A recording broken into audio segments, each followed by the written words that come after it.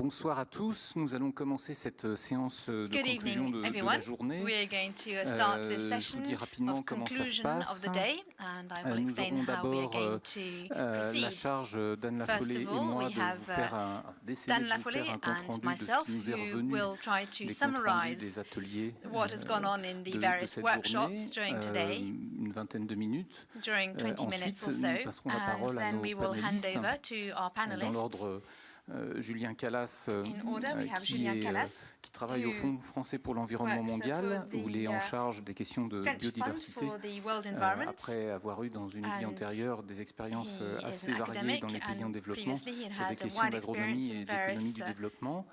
Fanny Devers travaille à l'UNESCO, elle est chargée du programme marin du patrimoine mondial, où elle agit avec détermination pour combler un relatif manque de sites désignés en mer, et où elle s'est attaquée à une montagne qui est comment bien gérer ces sites. Et c'est certainement une tâche qui n'est pas près d'être finie. Alfredo Simão da Silva est directeur général de l'Institut de la biodiversité et des aires protégées de Guinée-Bissau. Il est aussi ancien président du réseau des aires marines protégées en Afrique de l'Ouest. Et enfin, Alistair Gamel est responsable de Global Ocean Legacy de Pew pour le Royaume-Uni et ses territoires d'outre-mer. Et j'ai noté dans sa biographie qu'il avait été auparavant directeur des affaires internationales à la Société royale de protection des oiseaux. Voilà pour la présentation de nos panélistes. Et donc rapidement, Dan, si vous voulez bien, Dan va être le principal rapporteur de la journée parce qu'il parle mieux anglais. Et je tâcherai de compléter avant de passer la parole à nos invités. Dan. Thanks so much indeed, Olivia, and welcome back, everyone. I hope you've had a very good day. So this is the feedback session for today's theme on tools for MPA management and enforcement. And it seems almost like days ago, but it was just this morning when we were sitting here, and I said that, you know, this is a critical element of the process. It's about delivering quality, not just quantity, and much, much more besides that, as you'll be experiencing in the workshops. What I'm going to do is give you some kind of news around the workshops, and then and give you some feedback from your workshop sessions. So we've been out and about today, and we've been keeping our ear to the ground, and some great things have been happening today around the theme. So on the fundamental information angle, the great news is that officially the area of MPA coverage has shifted from 2.2 to 2.8%, with the World Database being updated. And we also have a new development of the launch of something called the official MPA map that will be available online, where you'll be able to download the official map in high res and low res, as also along with the official statistics and ways in which you can interact if you think MPAs that aren't there should be there.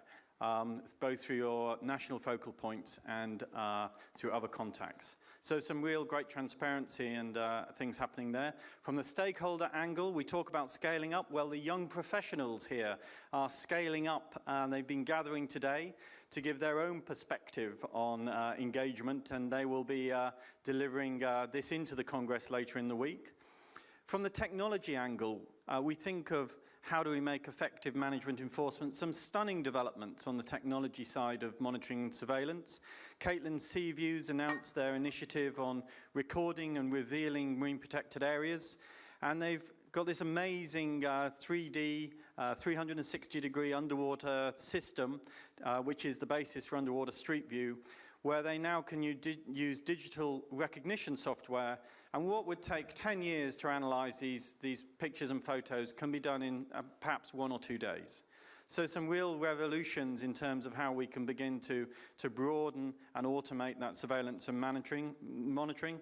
And from the tools angle, some great strengthening of engagement on standards, from categories through to some real momentum being established behind ensuring good MPAs, good marine input to the development of the green list. And positive news about how we build MPAs, and I think we'll hear a little bit more from that from Olivia just after I've finished.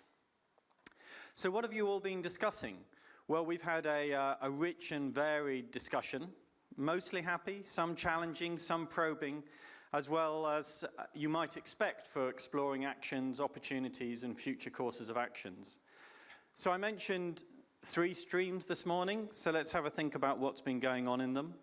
So on the Managing Marine Protected Area stream, we've really, through the discussions, reaffirmed the fundamental central role and importance of the plan and processes surrounding it.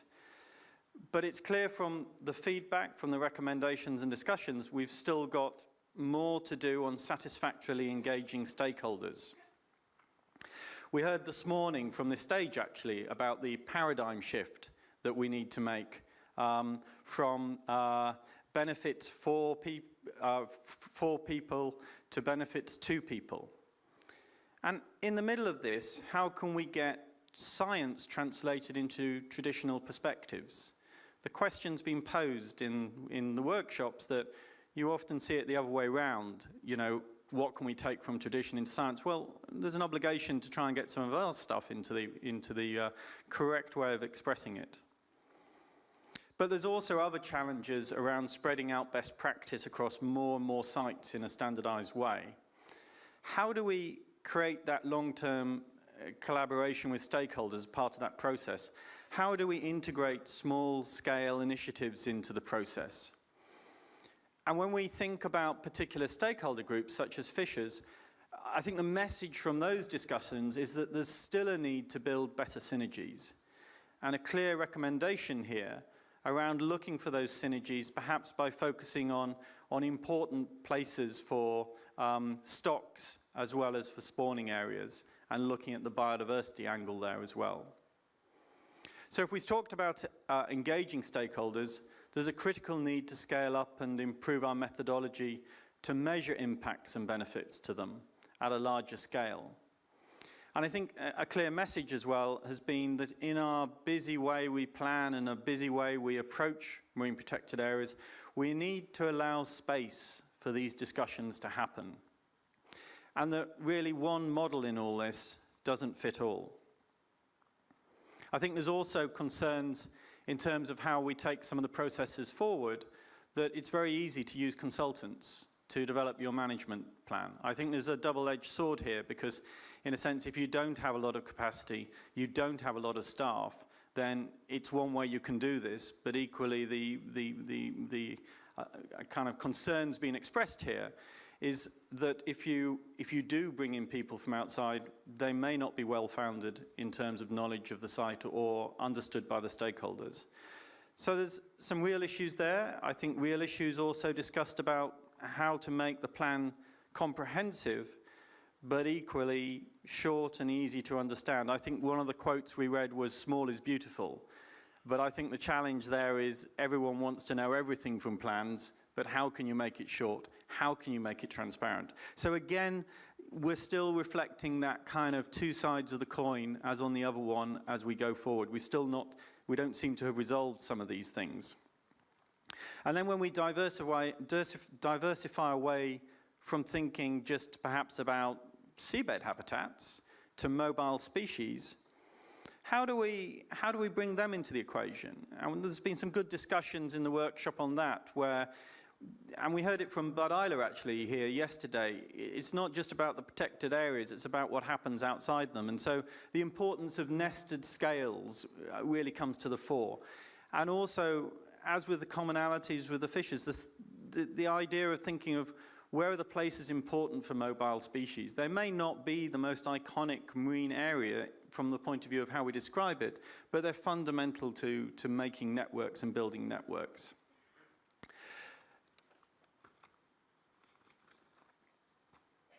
So how do we go forward on some of these things? Well, I think the message on to wrap up the MPA side of things is better integration of research activities and MPAs to bring mobile elements together and increase knowledge of them, such as cetaceans. And we can actually, it's an opportunity here to more bring these mobile species on mainstream, because such charismatic species we can raise the importance of their conservation, and in so doing raise the importance of sites themselves and the management.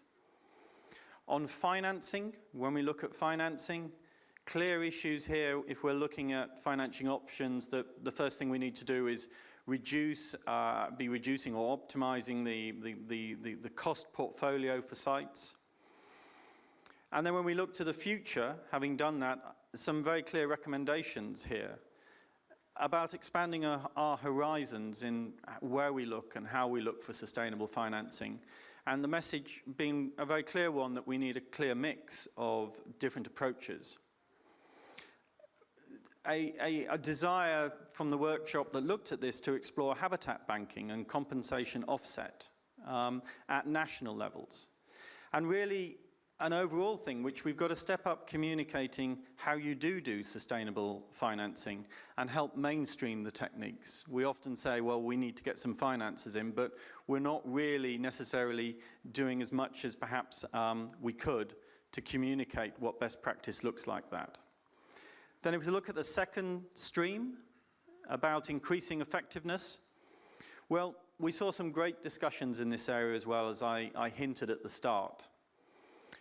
Difficult issues here, how to grow certification and standards, and how to achieve effective monitoring, assessment and enforcement. So on certification, we had some great interest in the IUCN categories and how they apply to the marine environment, and also the green list, as I mentioned this morning. And on categories, some clear messages. The World Database on Protected Areas needs to be the solid foundation for this work, but we need to keep it up to date. We need to make sure it's accurate, hence launching the official MPA map as a transparency for that. But a clear message from that area was that we need to get marine protected area information into the World Database on Protected Areas much more quickly, so that it is our current view of protection and perhaps isn't lagging behind while we wait for countries to submit their information. And clear reinforcement of things that we've been discussing for quite some time on categories, that categories should be based on objectives and not on the management, and we focus on their definition and not on necessarily the name of the individual category. And finally on that, a plea for more examples, more case studies of how they've been applied in the marine environment.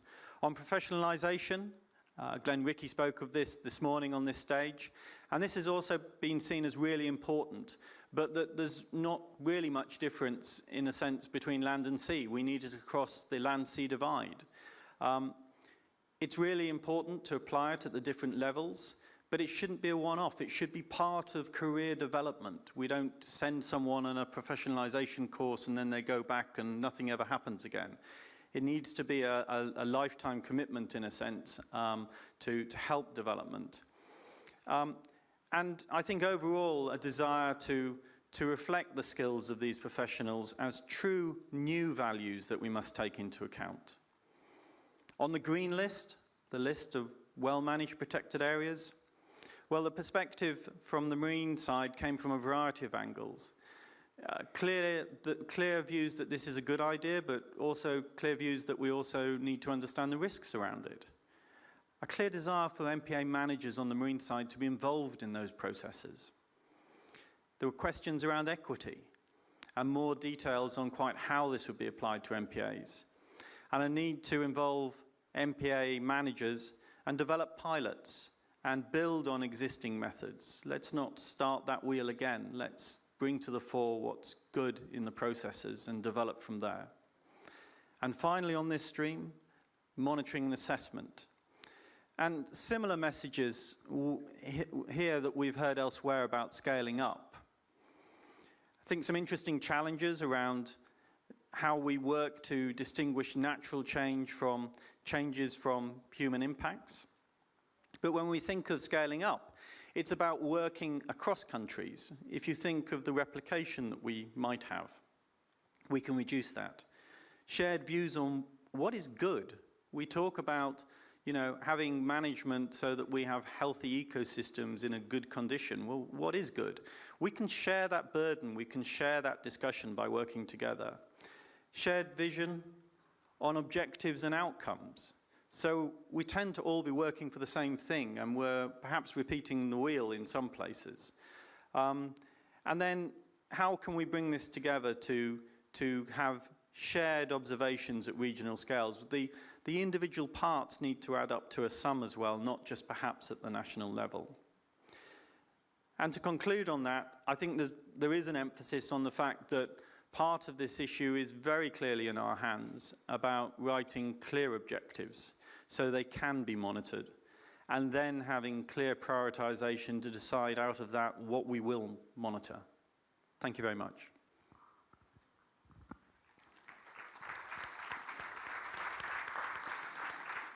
Merci Dan. Un petit complément sur And just to add a few words about the other important strand of the day, which was how to go from MPAs to networks of MPAs. I will start with saying that from the feedback from the workshops, I've heard a couple of pieces of good news. First of all, that the number of studies is quickly increasing, studies in order to network MPAs, and also the second good news, which is that technologies are advancing and becoming more and more available in order to support this development, alongside, of course, a long list of fears and of difficulties. The fears are centered around the idea that these networks of MPAs should be done only step by step in an incoherent way, which makes us ask questions about the coherence of a global network. And the second point, which is that we fear that we might not be able to finance the MPAs which have been implemented, and this fear has often been an obstacle to the establishment of these networks. In terms of difficulties, there are many, and I've listed a number of them in the conclusions of the workshops. First of all, the difficulties which we know of already, which is that we need institutional and legal frameworks which are appropriate, and also we need to deal with transport problems. We also need to go towards the high seas and deep seas, which are more difficult to deal with, and also then in the case of islands, because there was a workshop dedicated to islands, to highlight that it is even more difficult when you're an island, in which when you depend a lot on marine resources, to find a balance between protection and exploitation of marine resources, which of course can require external support. Then of course we have the questions of databases on MPAs. We need to be able to report on everything which has been done. And then we also need to repeat the following remark, which is that we mustn't wait for all of the science to be available before deciding to create an MPA, otherwise it will be too late. And then another question, which is perhaps being heard a bit more strongly. First of all, the planning objectives are not the same from one country to another, which can pose a problem when we want to start thinking at an international scale, and that perhaps the networks haven't been thought out deeply enough regarding climatic change, whether it's within its targets, especially to protect habitats which might be threatened by climate change, but also in terms of their ability to react faced with climatic change. And then of course, there is the idea of ecosystem services which need to be rethought in terms of networks, and especially in terms of working in areas which are far away and far from any human activity. And so we need to look at those, but also then look at the most used areas. A few words about the tools. The main tools which have been discussed today are spatial analysis and spatial representation tools. As I was saying, the tools are advancing and technology is progressing, and we had two types of technology which were presented, one to allow more participation, the other one to allow more biology. So we have two innovations which are tangible and are being developed. But if the tool is powerful, then we need to conceive it as an aid to development, taking into account all of the stakeholders right from the start, and that is the whole challenge presented by the development of new tools. And that is why it is important to try and pull all these tools together. And then there are already existing questions which are becoming more and more striking, which is that more tools we have, the more we need to have data in which to feed into these tools, otherwise they are not being useful. And then the other aspect is that these tools can sometimes be so complex that they put off the users, and that finally the technology becomes unusable. And then a last point before passing over to the panelists, to remind you that nothing happens without political will, and this has been affirmed in many communications, but which needs to be repeated. And then questions of governance, which have been treated today, Dan mentioned it, and I've also seen it in the workshops that I went to. And of course, tomorrow I welcome you to take part in all of the governance, partnership and industry workshops which will take place. And the last point, which Dan didn't mention, the Aichi objective of 11 is a minimum, it's 10%. What we should aim at is a good management across all of the oceans, i.e. 100%, and then to have only 10% of the oceans strictly protected. So, ladies and gentlemen panelists, my first question, how do you react to these reports which we have just given you? What do you find important? What do you think is perhaps missing? Just a few words. Fanny, maybe, or Rodan?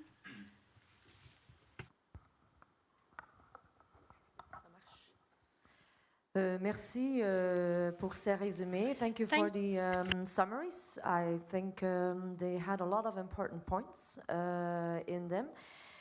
Perhaps briefly, I think there are two things that spring out for me and that I think are crucial. And I'll start with the first aspect that I think was mentioned first by Dan Lafollette, which was afterwards repeated again by Olivier. I think we need to concentrate more on best practices. I think in addition to that, we should start in a much more serious way, start sharing those best practices.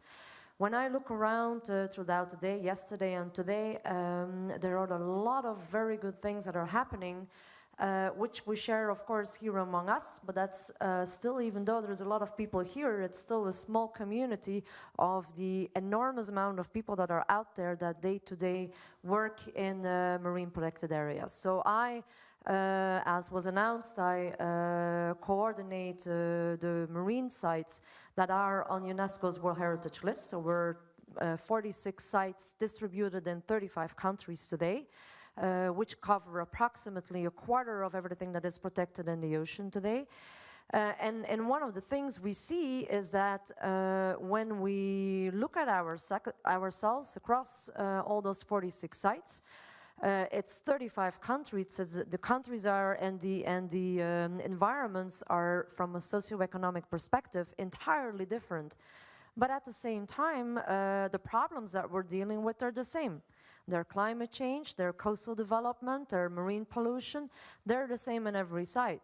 So when we met for the first time in 2010 with all 46 of the Marine World Heritage Site managers, we figured that why are we not talking more to one another? Why are we not better sharing the things that are working in our sites and the solutions that some might have? Why don't we replicate that in some of the other places? So one of the reflections that I have on today, but also on yesterday, is let's share in a much more comprehensive and a much stronger and efficient way those best practices that we have today.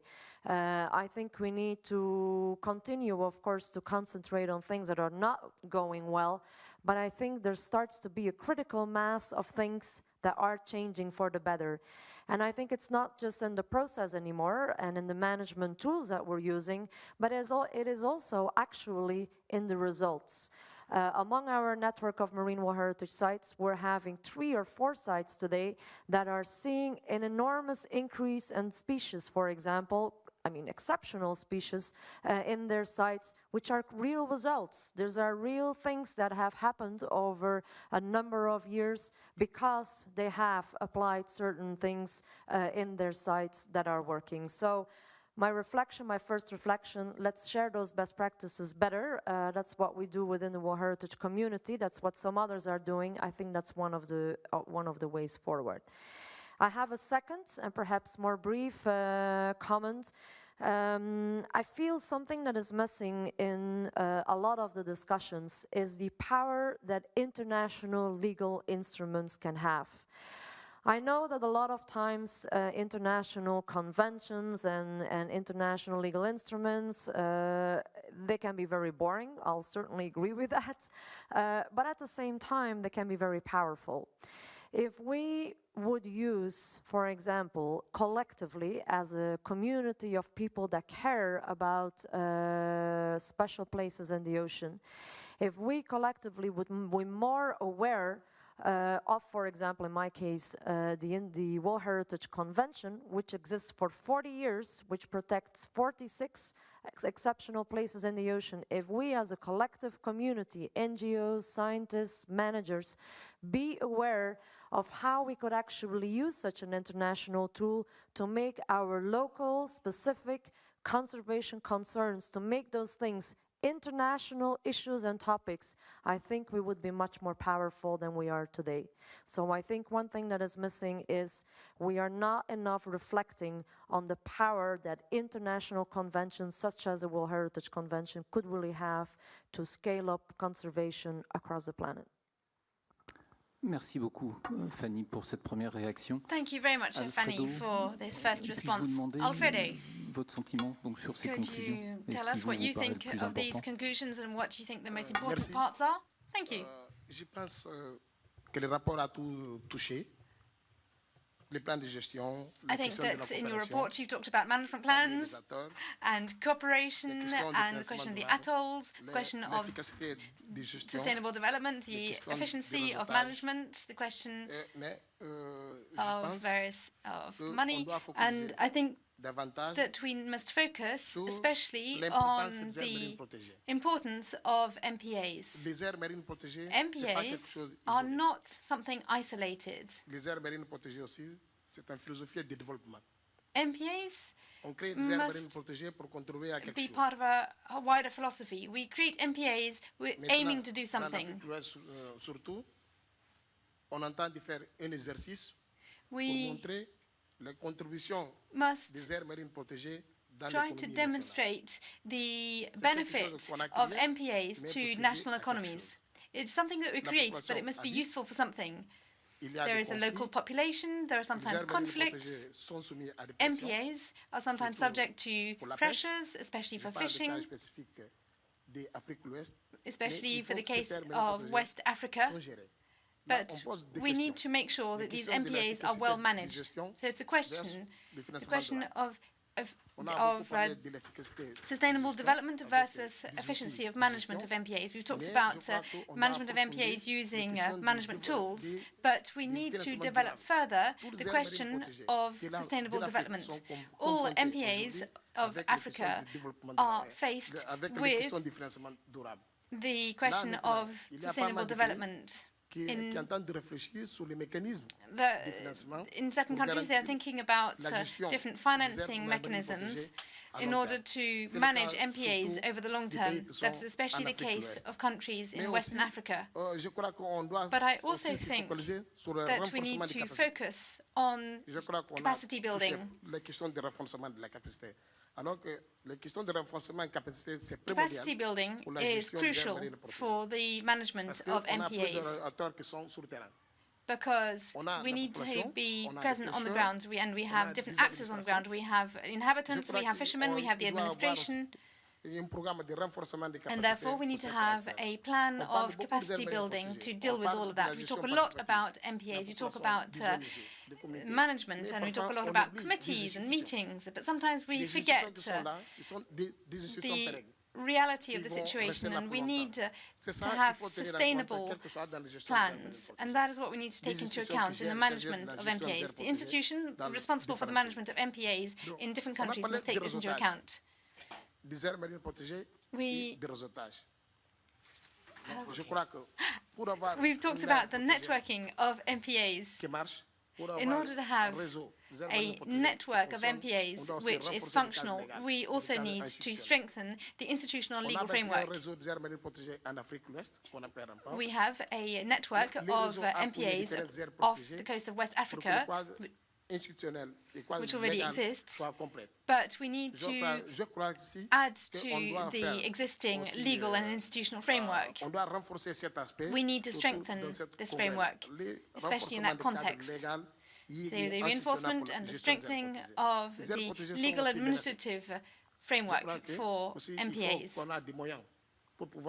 We need means to be able to manage MPAs because they are very important for biodiversity, but they are faced with threats, especially from industrial fishing, sophisticated fishing.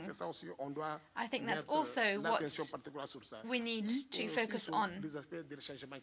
And also, we need to think about climate change. All the MPAs of West Africa are faced with climate change, and we need to take that into account. I think that the management of MPAs with modern tools or with traditional tools are complementary. Both sets of tools are complementary for management of MPAs. Could I just respond to your two strands, Fanny and Alfredo, in your answers? Because Fanny is talking about a particular tool, which is to protect exceptional spaces of universal value. And Alfredo is saying, well, no, first of all, it's for sustainable development and for benefiting the national economy. What do you think? Do you think these two things are in opposition? Fanny, who is a specialist of spatial planning at sea. If I take the sites listed in the World Heritage List, then we could think about creating a network, and these have this network of universal value, whereas Alfredo says I want a network of spaces which benefit the economy of the nation. It's a difficult question. Olivier. Je pense de temps en temps, quand je suis dans mon lit, je pense Sometimes at night, I think about everything that's gone on during the day. Je pense pendant la nuit, on rêve de temps en temps de notre travail. Donc moi aussi. Of course, during the night, sometimes we dream about the work that we do. And so, sometimes when I think about everything that we do, I ask myself the question: finally, entre nous, tout, what are we en général doing? We did a little bit of analysis over the past weeks. And we came to the conclusion that the 46 sites, of course, are exceptional places and that are protected for those reasons through the World Heritage Convention. And we came to the conclusion, it's amazing, it's truly amazing. We came to the conclusion that the majority of those 46 World Heritage sites have an annual budget that is the equivalent of a family that goes eating at a McDonald's one time. Can you imagine that? The equivalent of one McDonald's meal with a family of 4 people, that is the same, that's the equivalent of the annual budget of the majority of the 46 sites, exceptional sites on the World Heritage List. So if that is the budget for sites on the World Heritage List, you know, what must the budget then be for so many other marine protected areas that don't even have the availability of something as a protection under the World Heritage Convention? So one of the questions is to our donors and our politicians, if we want to get serious about this, we got to get serious now about this. Donc réponse, la puissance de l'outil et son coût relativement faible. So the answer is in about the cost of the tool and its relatively low power. So what do you have to say about the benefit of MPAs for the national scale? Il y a toujours des sites dans le réseau des aires marines protégées. Well, of course, we have always, World Heritage sites within MPAs, but what I always emphasize is that the MPAs, whatever they are, must always bring in something. This is a vision which we share with our politicians. If we say to people we're going to create an MPA just to protect, they will say no, because there is a lot of fish there, we need to fish, and we need to sell. But if we demonstrate that this MPA is going to contribute to the fish which they're going to fish elsewhere, then they will be interested. That's why I say that even if we're going to create an MPA just to protect an exceptional site, we need to think about what its contribution is going to be to the national economy. and what is going to be the contribution to the GDP. And so that is why we need to argue in favor of MPAs by talking about the benefit. Okay, so yes, I see there's not necessarily conflict between the two. Alistair Gamel, could you tell us a little more about your thoughts on the conclusions of the day? Thank you. Well, I will pick up directly on what has been said, because one of the issues that came up in the workshop that I was fortunate enough to chair was the costs of MPAs, which are always emphasized, the costs of management, the costs of enforcement, the costs of loss of fishery, all of which are insupportable to the local economy. And nobody talks about the value of these MPAs, and the value of the short term and the value of the long term, the value to our children and our children's children, to maintain a memory of what the oceans can be, to fisheries and to science as reference sites. And we need to emphasize as conservationists that MPAs don't necessarily have a value tomorrow in cash terms. They have value in the long term, and just as the people who created the Kruger Park, the Serengeti, the Yellowstone did it because of a vision, and that vision today is marvelous to us. That's what we're trying to create. Dan mentioned the importance of involving stakeholders and equity, and I think that is correct, but I think we also need to do some clear thinking about that. Who are the stakeholders exactly? And what weight do we give to their different views? Local people, governments, foreign industrial fishing fleets, conservationists. It's actually not possible to accommodate all of them in the same space. You do have to actually say that one set of stakeholders is detrimental to another set of stakeholders. And I think we need to think clearly about that. I agree with the remarks that have been made about science. We need to act on the best science now. We need to do more science, we need to inform ourselves, but the moment to take action for the oceans is now. I also heard there was some talk about IUCN categories. I do think not all protected areas are the same. We talk about marine protected areas as if they're a universal currency, but actually they have different values. We don't actually know what those values are precisely, and different marine protected areas are appropriate in different places, but they are actually different. And for myself, I have to say, I have extreme difficulty in absorbing the view that it is possible to commercially fish in large quantities in a protected area. I sometimes think we distort ourselves in our eagerness to create a protected area, to pretend that you can do almost everything in this protected area and still protect it. Sorry, for me, protected area has to do what it says on the box. It has to protect all the creatures and habitats within those areas.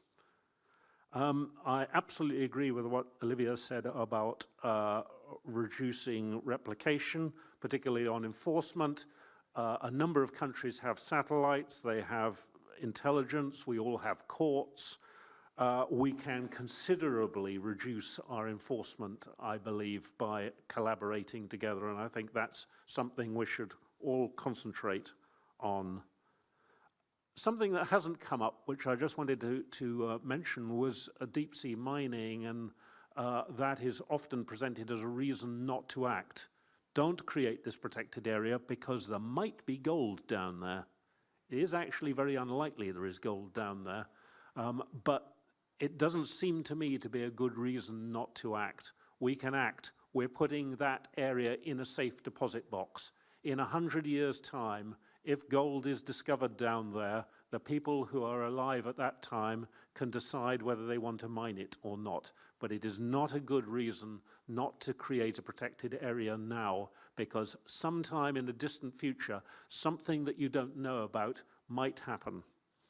I have to put in a plug because you see this Pitcairn thing. I have to put in a plug here for the overseas territories of France and the UK, which I heard a lot about, you weren't surprised to know. And I think these two countries have an enormous opportunity to create marine protected areas. I hope that all of you in the audience will stay on afterwards and see a film about the Chagos and then come to the party for Pitcairn afterwards. I hope that France will take the challenge of beating the Brits because you have much more territories. So I believe that that is an area I heard about. I think that's all I have to say. Thank you. Merci. Alors je précise pour pas qu'il y ait de concurrence entre les panélistes qu'il y a aussi la célébration des sites marins du patrimoine mondial en concurrence avec la création de Pitcairn. World Heritage Site working alongside the creation of the MPAs of Pitcairn Islands. So this evening we have invited a singer who does all the music for Clint Eastwood films. So if you want to have a breakaway from thinking about MPAs, you can come to us and listen to some fantastic singing. So thank you for this cultural input from UNESCO. Now, Julien Callas, I've left finance to the end because I know that Julien is a specialist in these questions and I'm sure you've got a lot to say. Well, I'm going to talk about that, but I'm not going to talk only about that. I'm not obsessed by finance. First of all, I'd like to say that I'm very happy to be here. Thank you for inviting me. Personally, I work in developing countries where I bring in a vision which is different to that of wealthy countries. What strikes me in what has been discussed and the topics which are being emphasized through the different workshops is that, well, we've discussed a lot about tools and we've got a few axes to follow to improve the situation. But everywhere I go, and everywhere I've been since I've been working in the FFEM, I've not known an MPA where they've said that everything goes well, I've got enough resources, I've got enough finance. And I think that we always need to bear in mind this prerequisite. In a certain number of countries, of course, there are different situations that I'll come back to later, but there are a certain number of countries where there are very few resources to be able to work with tools and management which is going to be efficient, and to talk about enforcement. Olivier, how do you say enforcement in French? Oh, it's a difficult word. This word doesn't exist in French. We talk about monitoring, for example, monitoring and surveillance. So all that to say that all the recommendations we just heard of course, are very useful, but I feel that all this is going to be worked out in situations in the field, which are going to be very different according to the region with the situations which we need to take into account. And then the second subject, which I don't quite understand, or maybe my English isn't good enough and I haven't really properly understood what Dan told us, but what I'm struck by is that there is one large subject area which concerns an international political demand, and we know that there is the will to achieve the Aichi target. But what we felt through different workshops and discussions is that people say, well, yes, it'd be great if we had a worldwide unified system which would allow us to measure the efficiency of the management or the efficiency of the impacts and outcomes. But now I'm trying to defend our friends who are working out in the field. The first first difficulty is simply to manage to be functional, and it's already difficult enough to answer questions which are being put to them on a local scale, and to find a system which is really appropriate for the local situation. And so I don't know how we can make a link between this kind of system which is nested to come up with a unified system.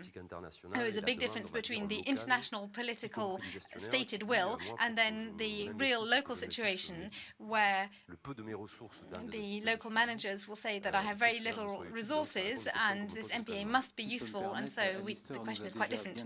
And actually, Alistair seems to have quite explained that to us really quite well, saying that the measure of the surface area is not the measure of the value of the MPA. And yes, I agree with that. So I think we need to think about how we link this political will about a unified system and link this with a system which can be appropriate to local needs. With regards to all the various proposals, I think we need to structure the proposal according to the regional circumstances and recognise that certain regions which are wealthy and others which are poor, and so we need to adapt the solutions according to that situation. And as Fanny says, I think that we need to emphasize the need for good practice and to discuss and share good practices, and I am absolutely a great believer in the green list approach, which I think is going to allow us to make progress and to get out of the deadlock of the lack of management efficiency in order to be able to make the most of systems which do work well.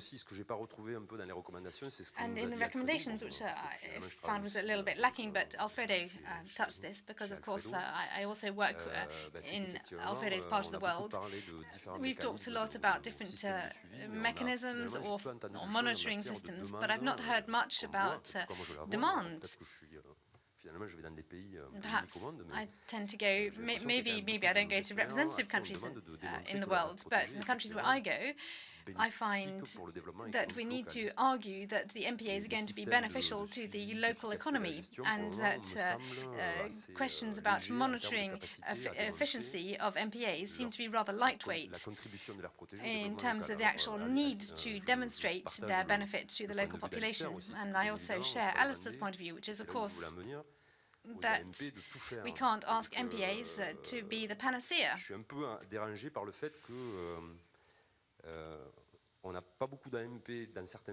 I find it a little disturbing that there are very few MPAs from countries which are wealthy, and then we're asking them to carry out development and so on, and then at the same time we're not helping poorer countries to move forward.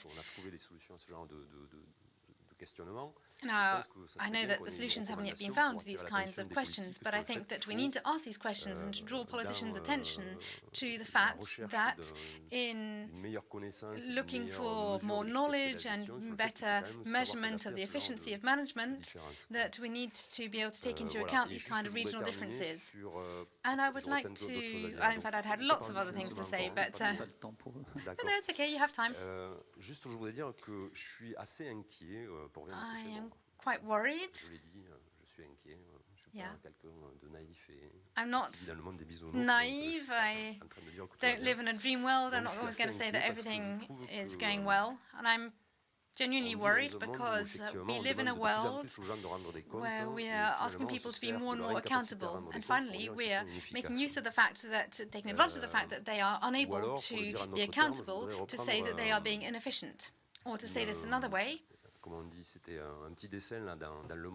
was a little drawing in the newspaper Le Monde a few days ago, a drawing in which we see three men who are holding a large rock and who are being observed from afar by someone who seems to be a manager of some sort, and the manager starts to say to one of the three, "You, out." So they end up being two. lifting up the rock, holding up the rock. And then in the second drawing, the manager says, right, you out. So the second leaves, and so there's only one person left holding up the large rock. And then the last drawing, of course, the large rock falls on the last man, and the manager says, you're incompetent. Et donc, si vous voulez, je suis quand même un peu inquiet. Je voudrais attirer l'attention sur le fait qu'il ne faut pas demander aux gens de rendre des comptes sur tout si on ne leur donne pas les moyens de le faire correctement. Ask people to be accountable for everything if you don't give them the means to do it correctly, because the risk is that in the end you will ask them to be accountable for everything, and then we will accuse them of being incompetent and inefficient. And I think that is a point that we need to be very wary of. Merci, Julien. Thank you, Julien.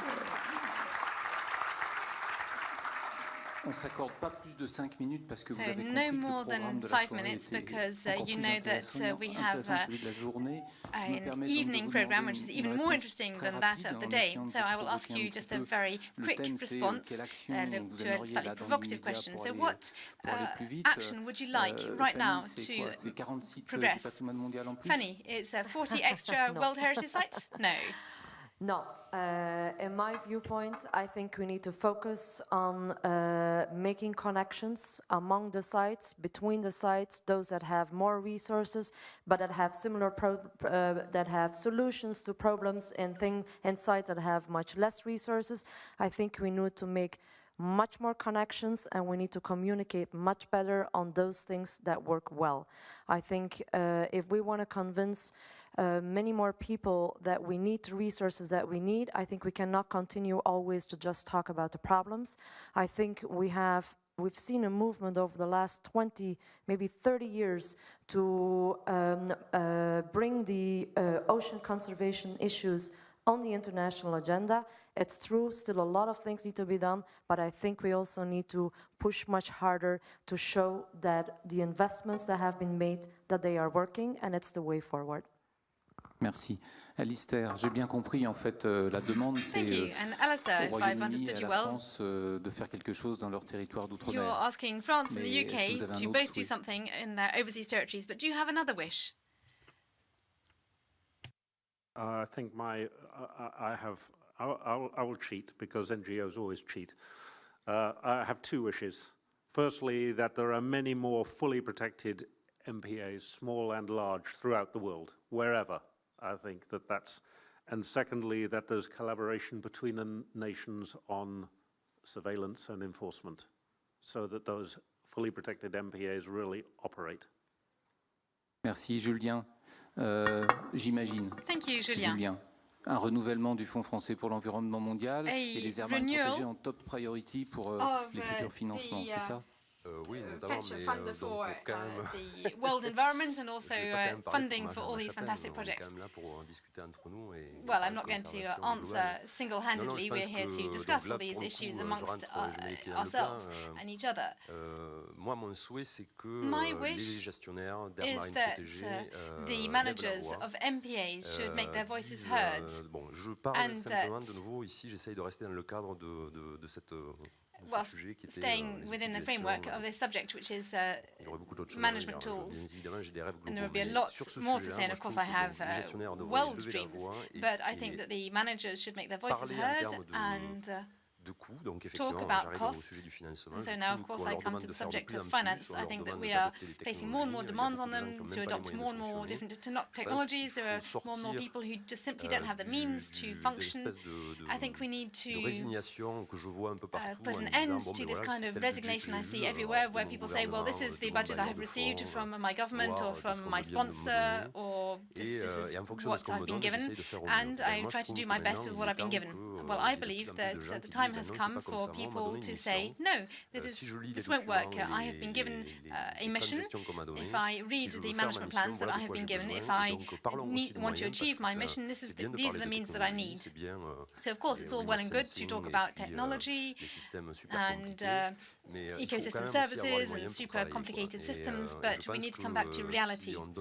And I think that if we don't give people the means to carry out their work, then in the end we're going to end up accusing them of being incompetent, not knowing how to do the work. Alfredo, to finish, if I've understood you, your country is a country wealthy in MPAs. Oui, bien sûr, mais ils sont menacés.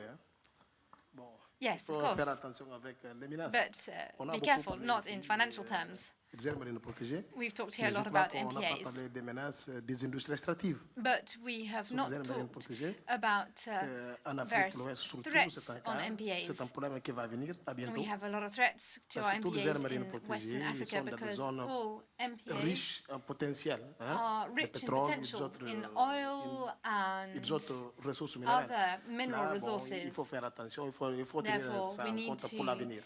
Mais je take voudrais that into aussi account for the renforcer future. cette coopération entre But I les would deux also acteurs like dans to les aires strengthen protégées this marines. cooperation between the La various population locale, stakeholders and the MPAs, des pêcheurs, the des local opérateurs populations, the touristiques, fishermen, des the institutions de l'État. tourism operators, Je and the crois state qu'avec ça, on institutions. peut And I réussir think that that is how we une can gestion succeed efficace and des aires achieve Merci. efficient Donc, ce management n'était of pas le mot de la MPAs. fin. Fanny, un Thank petit mot you. encore. And Mais non, Fanny, parce que a last word? j'avais mal compris que vous Well, me no, in fact, I demandez hadn't que really je understood that you souhaite. were Donc voilà, ma asking me français my n'est pas assez wish. bien. My French isn't really good No, enough, I'm afraid. I just wanted to say that I really like the comment that Julien made, that site managers have to raise their voice. I think that's very important, and I think not all site managers often have the potential to come to conferences like this, so I think it's up to us collectively to make sure that they can raise their voice.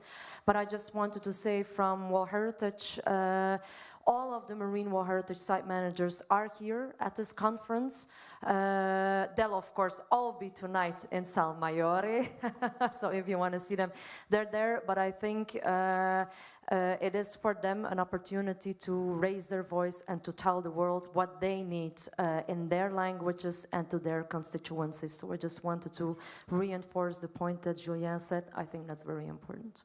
Donc c'est vrai que tous les gestionnaires d'aires marines protégées, tous les acteurs So it's concernés true par that les all aires the marines managers protégées of ne peuvent MPAs pas and all the être stakeholders avec nous à concerned by Marseille. MPAs C'est cannot pour to ça be qu'il with y a us une here web in Marseille, TV and that's why there du is congrès. a web Et je vous TV invite of tous this à faire la congress, publicité and de I cette invite web you TV, all d'abord parce to qu'on peut suivre en publicize the direct les existence of débats this très website, first of intéressants all que nous because avons you en can plénière, follow mais live bien the évidemment, various ils sont debates and archivés et also on peut y the revenir. plenary Donc, sessions, and of tout course le they are matériau archived, and so you can come rassemblé back to them. So par le all of congrès the sera à la fois sur le resources site web et which sur la have web TV. been Merci which par have les emerged réseaux from this sociaux de congress faire will la be publicité posted de on cette the web web. TV So pour augmenter I hope l'audience that you will de also notre use your congrès. social networking sites Sur ce, to je vous souhaite increase une bonne soirée. the Vous avez vu reach le of programme. our Les événements de la soirée information sont and assez website. alléchants. And Et vous we avez have a aussi bien good, compris, an il faut interesting revenir program demain for parce the que les evening. questions cruciales de We financement, need de to come back to the gouvernance crucial qui questions ont of déjà été soulevées finance and of aujourd'hui seront governance. abordées demain And of course, we plus will en come back to profondeur. these topics Merci et in bonne greater soirée. depth tomorrow. Thank you and have a good evening.